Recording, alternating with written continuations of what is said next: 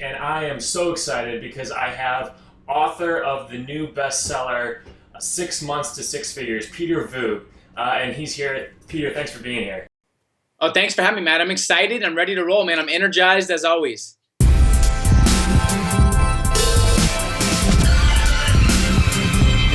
I want to tell these guys a little bit about your backstory so that then we can jump right into the meat. I mean, you help entrepreneurs maximize their resources while at the same time really maximizing their network to reach their goals both in their business and in their lives. What you're doing right now with the Game Changers Academy with hundreds of entrepreneurs in your very selective academy as you're bringing new entrepreneurs in, helping them reach not just six figures, but seven figures, eight figures. And then also, of course, the Young Entrepreneurs Lifestyle podcast, which you have now tens of thousands of listeners as you've launched that.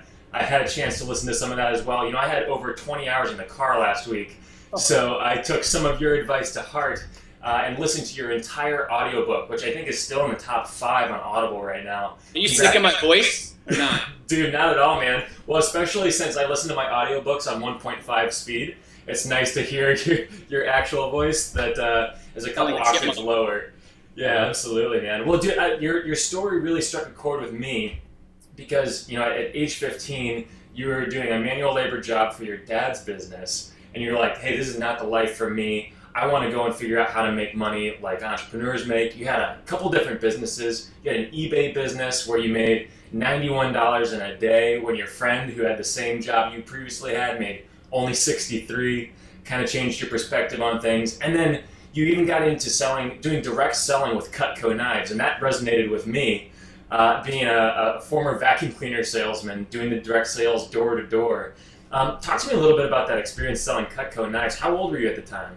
I was 21 when I started, and I went. It's funny, the eBay business, I did well, and I was making money. I always had money in high school, kind of created my own income. But because so many people around me, Matt, were like, no, you got to get a normal job. You got to try the normal job. Everyone does it. And everything inside me was like, I'm not doing that. But then I'm just like, I got to try it. And I almost got pressured by society, which of course now doesn't even make sense for me. So I tried it. I lasted 2 months, got out. I wanted a job or a opportunity where I got to choose what I was worth, and I got to create my schedule based on what I wanted versus other people saying, hey, this is exactly what I think you're worth today, and this is exactly when you need to show up and when you could leave. And I couldn't stand that. So I got into direct sales and realized that it was endless possibilities for me because I could sell as much or as little as I want.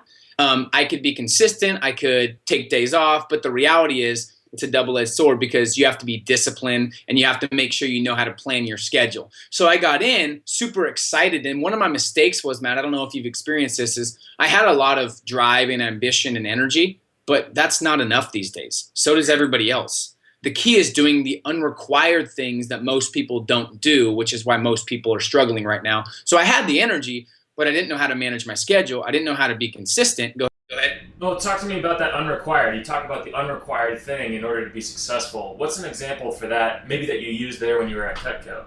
Yeah, so I got into it, and the first thing for me was I had to sell myself on the opportunity and the product. I think most people, they don't go this far where they just try things, they hear you make money, or they just go to the shiny object and that's sadly a lot of people's mistake. So for me, I had to sell myself. The unrequired work was I had to really, really get clear on who I was, what I wanted. Was this the product I wanted to sell? Was it something I could fully believe in? Because if you don't sell yourself on it, you're going to validate or make excuses, and you're not going to fully be confident. And if you don't have confidence, you're always going to find a way to lose. So I kept selling myself on A, the opportunity, B, the product. I think the first key to sales is you have to believe wholeheartedly that the product is better for them and they are better off having it than if they don't. I don't care if it's 1 grand, 10 grand, 100 grand, or $10 million. The best salespeople, the sales elite, they A, know how to sell themselves on their product, B, they know how to connect with people. So that's the unrequired work. Second thing I did was I stacked a lot of reasons on why I was working there. So reasons come first, results come second. Too many people just go after results without having strong enough reasons. And if they go through challenges, they don't have any reasons to pull them through the challenge. And I'm sure you've experienced that. If you have reasons, you're screwed. So I had to stack a lot of reasons. And the reality is I came up with 20, 30 reasons, and 4 or 5 of them, Matt, are real internal that are going to drive me. I say if people are sleeping in, they're not driven, they're complacent, they don't have strong enough reasons. They need to write down the 5 to 20 reasons why they're doing what they're doing and sell themselves on it consistently before they take action. That way, when they do take action, they have the best chance to succeed. Does that make sense? So much sense. And when you're talking about working with the people in the Game Changers Academy and on your podcast, I know that a lot of this advice can kind of be applied in a general sense, but you also do a lot of personal coaching with people that are making 7, 8 figures. Give me an example of someone, or an entrepreneur preferably, where you went in and you said, hey, listen, we got to get clear on your reasons why, or your reasons to believe that this is the thing you should be selling. Or an example of when maybe someone wasn't fully bought into their product, but should have been. Yeah, I mean, there's a lot of examples. I have a guy on my academy who was selling a specific type of insurance, pretty high level for a niche market, and didn't know why he was doing it. He was a little bit older, and he was doing it because that's what he thought he had to do because he's been doing it for so long, and he didn't want to switch out. And I really got clear on what his strengths were. And I asked him, what do you see yourself doing that's going to keep you fascinated and engaged for the next 5 or 10 years? That's a really good question. And he said, well, I see myself doing this, but right now I'm complacent. I'm doing the same thing over and over again. So I really asked him deep questions on why he was doing it, why he believes in it, what's the product, what's it do, what are some of the best testimonials you've gotten from customers. And he got this new spark. But he really, the big key is he wrote down what was important to him, what his values were, and what he wanted the next 5 or 10 years. He wanted flexibility, he wanted financial freedom for his family, and he wanted to be more effective. So he needed to be disciplined instead of working all the time. Once he got clear on these things, literally 2 months later, Matt, he made, I think, an extra 50 grand on top of his normal commission extra that was scaled every month. So he made an extra couple $100 grand for the year just from that shift in mindset, from getting more intentional with his schedule, and from reselling himself on A, the product, B, the opportunity. And then it's just the tactics, right? So I didn't like, you need to do this. I had him reach out to 3 or 4 the best of the best of the best in his industry. So he elevated his circle of influence, and he cut his learning curve in half by asking them what they did differently. So that was one of the biggest keys. And there's many more, but I think the key is reselling yourself on if what you're doing connects to your values and connects to what's most important to you. So for me, my values are flexibility and autonomy. More than income, I will turn down a speech for $5,000 or $10,000 if it doesn't match my values. I will give a free speech, right, if it matches my values and I'm speaking to 1,000 entrepreneurs. So you have to define that. And here's the deal most people don't realize, and I want to get into this because it's so crucial for millennials. When you're following people that you're inspired by, role models, whether it's a Donald Trump or a Tim Ferriss or a Tony Robbins or Elon Musk, they have different values, so make sure their values are congruent with yours. I'm going to follow someone and respect someone like Tim Ferriss because he's all about lifestyle. He scales his business. He loves what he does. And his value, money is his value, but it's 3 or 4. Donald Trump's value, money is probably up there, right? I'm not that into making billions, although obviously when you're talking to people that are studying Forbes and all these different publications, yes, they want money. It's great, but don't do it at the sacrifice of what's most important to you. So that's a huge key, man, is defining. Another value of mine is influence and impact, which is why I'm doing this interview, right? Another value is family, financial freedom as well. So once I get an opportunity thrown at me, which happens all the time, I go through, do these match my values? If they don't, I don't do it. Does that make sense? So it keeps me grounded, keeps me peace of mind, and it keeps me effective as well. Well, and just that sort of process of prioritizing is something that people can implement today. And I heard you mention the circle of influence, and I want to talk about that in just a second. But I want to jump back even to the selling side of things, because I think it is sort of the ultimate entrepreneurial skill. If you can't sell yourself, if you can't sell a product, if you can't sell an idea, you're dead in the water. And so as we're talking here to entrepreneurs in the Verge community, what are a couple of qualities that you think a good salesperson has that's translatable to entrepreneurship, but that also as an entrepreneur scaling the business, all right, I got to find this sales guy who can now help me lead my sales operation because I've got to be focused on raising money, bringing on the right talent, figuring out partnerships. I like that. And I do want to hit on this because you hit it perfectly. Um, I know a lot of, sadly, I know a lot of broke geniuses, right? They know everything about this, whether it's tech space or whether it's a different industry. They are brilliant, but they can't sell themselves out of a paper bag. So they're broke.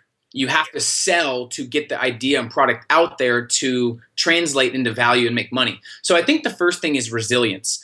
What that means is they have to have a big bounce back from failure or back from rejection. So the perspective of failure and rejection needs to be in the right state of mind. For example, when you fail as a salesperson, every time you get said no, you're getting closer to a yes. Someone that's new in sales thinks no is a hit on them. They take it personal. And they say, oh, they said no. Man, I'm not that good at. No, no, no, no, no. It's a numbers game. So you need to respect the process more than the result.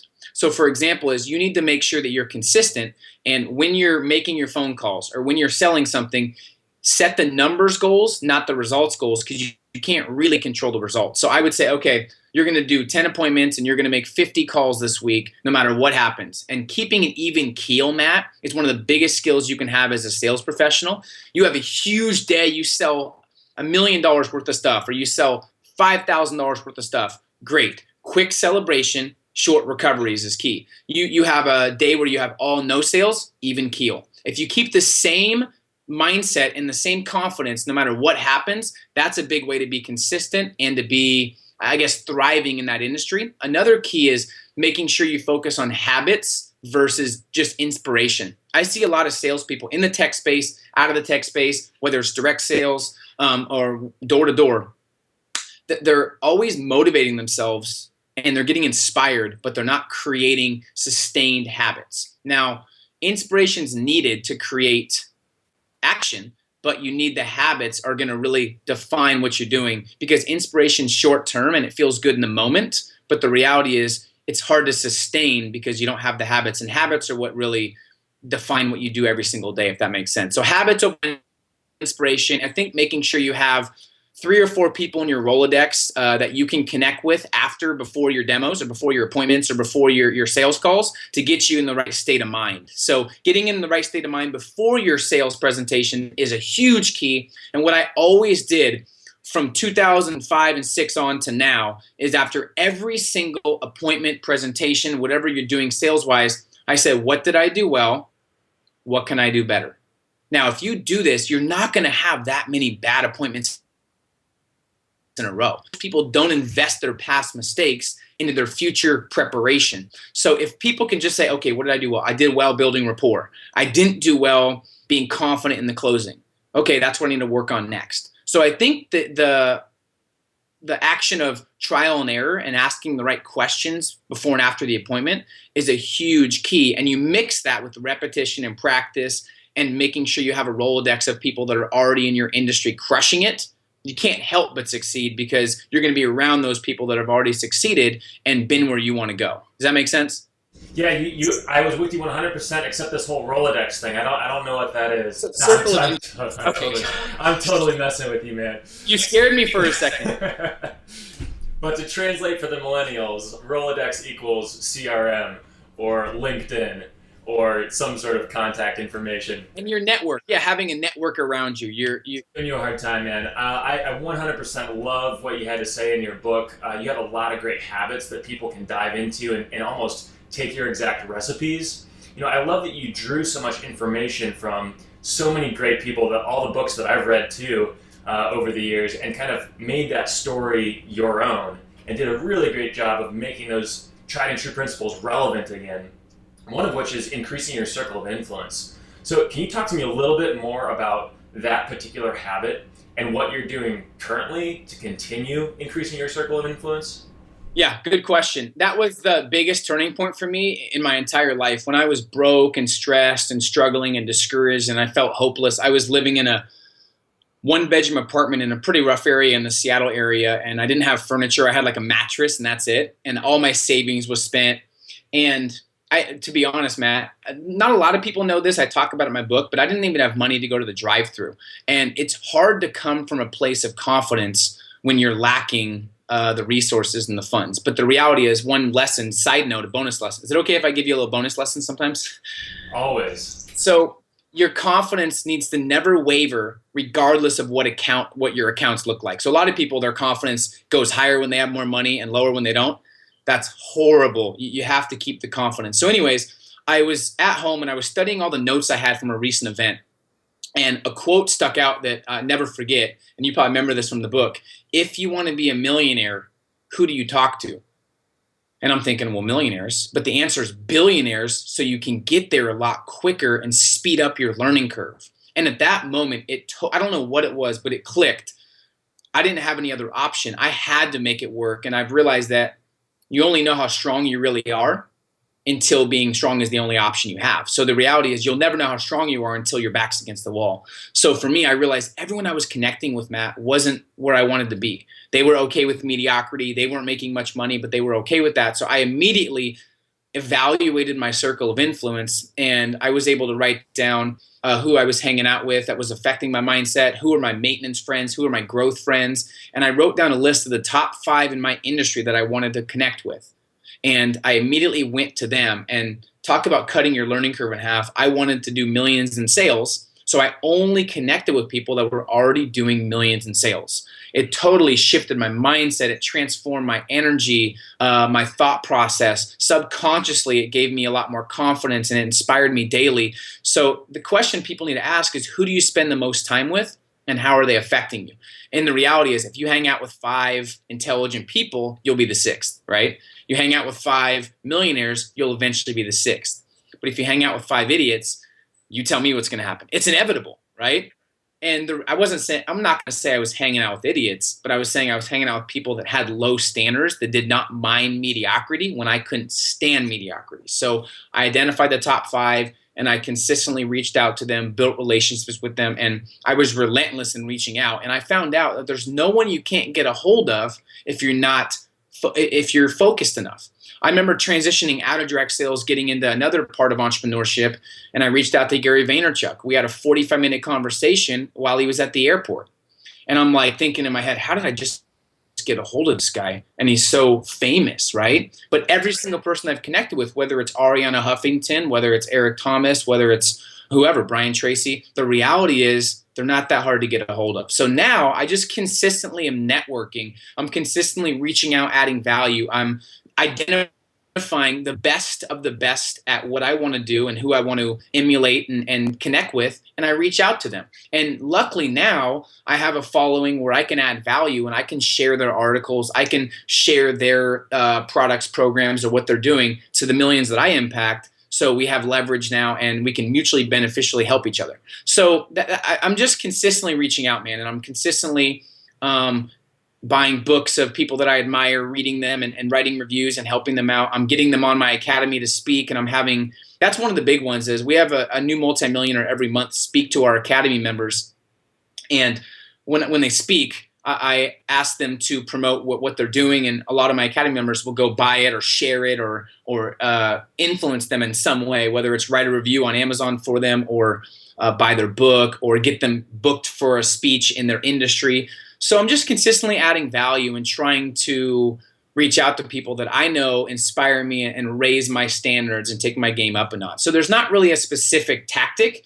It's something that every single week, Matt, it's in my schedule to reach out to people playing the game at a higher level than me. So I'll show you my schedule right here if you want to get authentic, if I can find it. So here's my schedule. Like, this is something that I can't even see. So this is something that I do where every week at the bottom, people you're going to reach out to. I'm connecting with Chris Ducker. I don't know if you know who that is. Grant Cardone, and then Jarek Robbins, Tony Robbins' son, that we connected last week. So every week Jay Papasan, every week I'm reaching out to people that I believe are playing the game at a higher level. Now, you have to be intentional and congruent here to where you need to focus on mastery versus overload and not just reach out to random people. If I'm writing a book and I want to get my book out there, guess who I'm reaching out to those couple months?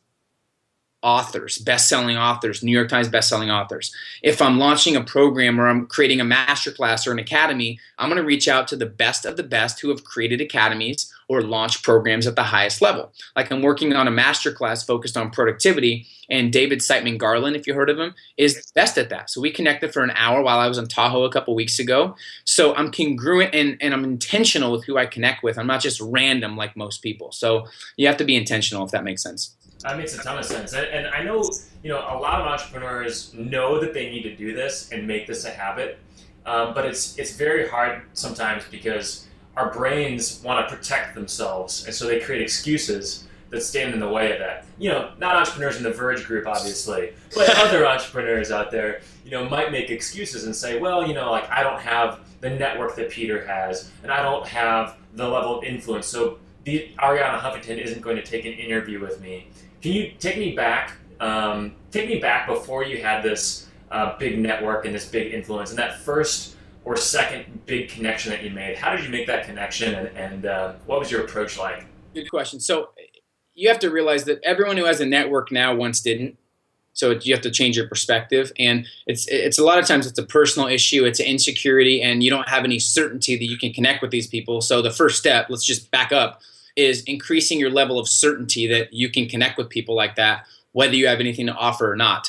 These people that you're connecting with, once were in your situation, they needed people to help them and inspire them, so they reached out, so they always want to give back. Of course, some of them are extremely busy. Like it's hard to email Tim Ferriss and then get a response the same hour. So people have these skewed and weird expectations. But the reality is, once you increase your certainty level and your confidence, which means do your due diligence, okay? Research and study, 1. 2, figure out how the best people network, okay? In my book, I give the exact script, Matt, of how I reached out to high-level people. So people can literally take, and it's worked. I've probably got 50-plus emails the last 6 months on people that have actually connected with high-level people from that script, which is great. Hopefully some of these people are like, hey, this is the same script. Are you getting this from a certain book, right? But the reality is I increased my certainty that I could connect with them by researching. And once I researched and I realized, wow, all these people that are successful once weren't, and they were able to reach out. So I was increasing my awareness. And that's really it. Once I realized that it was possible and that failure was a good thing. So it's funny you asked that, because when I was in sales, I realized that rejection wasn't bad. So I took that into my entrepreneur ventures and realized that if I reached out to 50 people and I got rejected 48 times, it's not bad. It just means I'm closer to connecting with a successful entrepreneur, a multimillionaire. So I think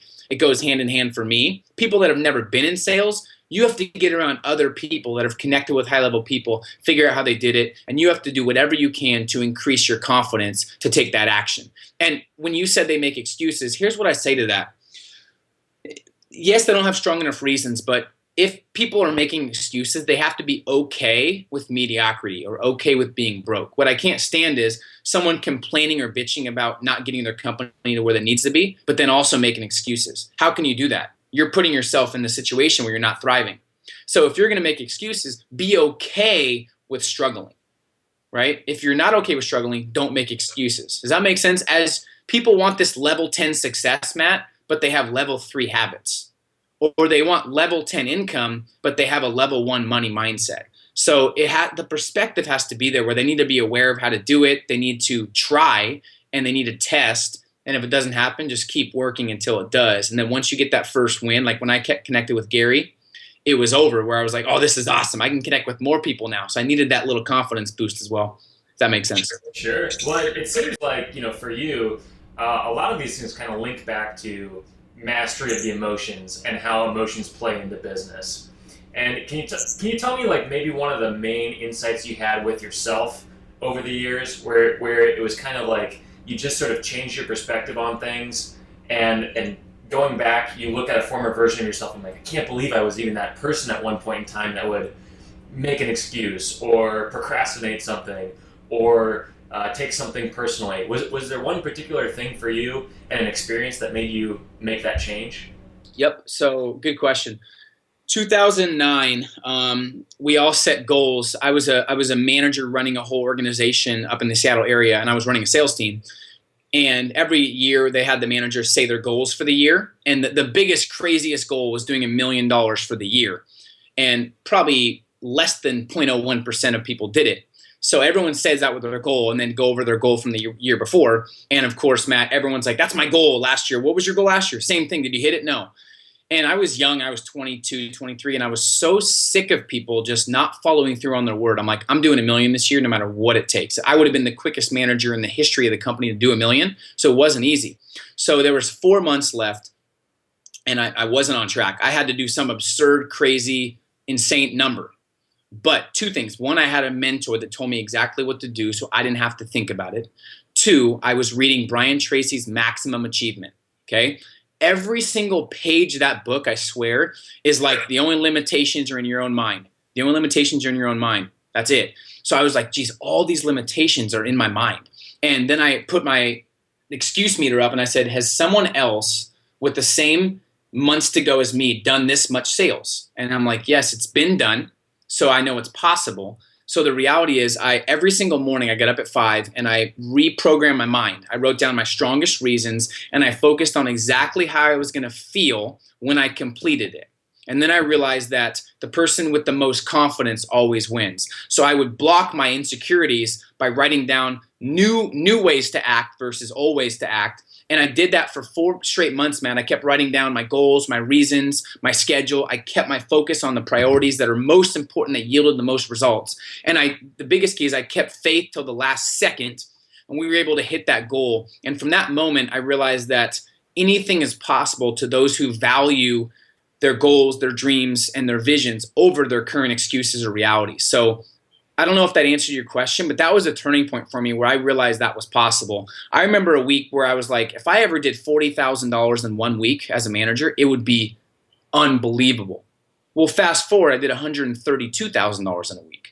So I think you have to hit the milestones, and then you have to be connecting with people that have already done that to pull your confidence through, and then make sure every day you're looking at, I call it the 1-page productivity planner, where you have your goals, you have your reasons, you have the key habits you need that are congruent to your goals, and you have your top 5 things you want to focus on for the next 6 months. I look at that thing daily, and that guides my decisions versus my feelings or my current circumstances or my emotions. And that was a turning point. I realized, geez, anything's possible. I did break the record. I was able to, that was, I think, my turning point as an entrepreneur, is seeing the results from my hard work and dedication. I missed weekends. I missed some things with family, but you have to sacrifice and be willing to give up some things to go up. People want everything. They want to be able to relax with family and do this, and they want big results. You only can do that if you have the right infrastructure and you've been doing the right thing long enough. So that was my turning point, man, is seeing what was possible.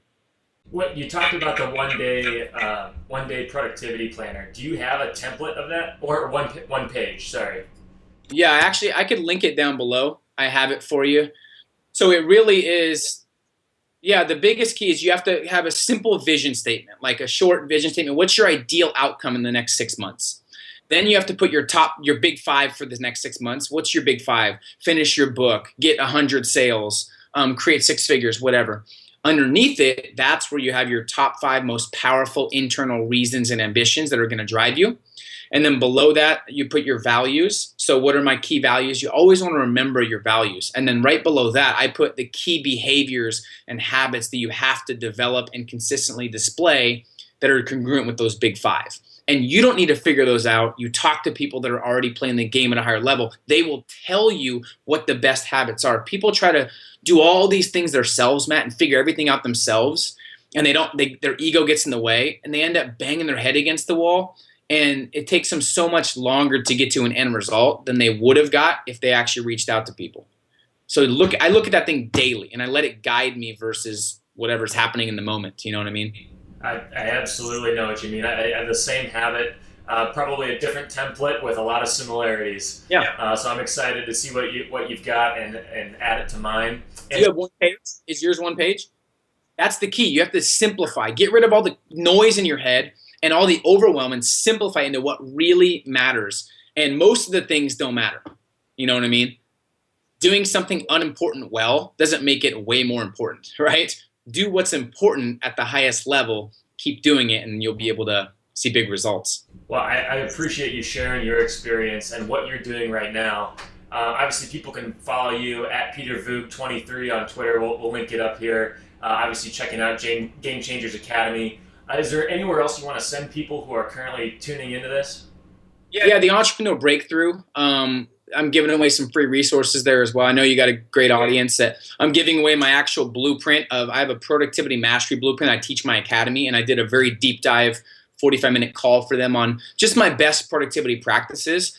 And I want to give as much value as possible just to help people. So I'm giving all that away for free. So the entrepreneurbreakthrough.com, they can check it out. Yeah, I'm active on Twitter. They can follow me on Twitter, Facebook, LinkedIn, and everything. Do you do Periscope? Periscope's fun now too. I like doing that. I travel a lot, so it's cool to bring it everywhere. And whether I'm on the lake or a beach or I'm like doing a speech, I love doing Periscope. So it's fun. Well, we'll have to compare notes. I've been tuning into Chris's Periscopes lately, and we've been doing a lot of them at the Verge events. Oh, wow. It'll be cool to see how that expands. Yeah, we had over 1,200 people live last week when we were launching Verge North Carolina, which was cool. That would be fun. Periscope would be fun to do live events and stuff. And absolutely. It's going to shake up the speaking industry a little bit, which I like. For sure. I think it already is. Love it. Cool, man. Well, once again, I appreciate the impact you're making as well. Thanks for reaching out. Yeah, thanks, brother. Want more secrets from inside the minds of entrepreneurs and innovators around the world? Subscribe to our YouTube channel here and click the link below. We'll send you our best interviews and strategies for growing your business.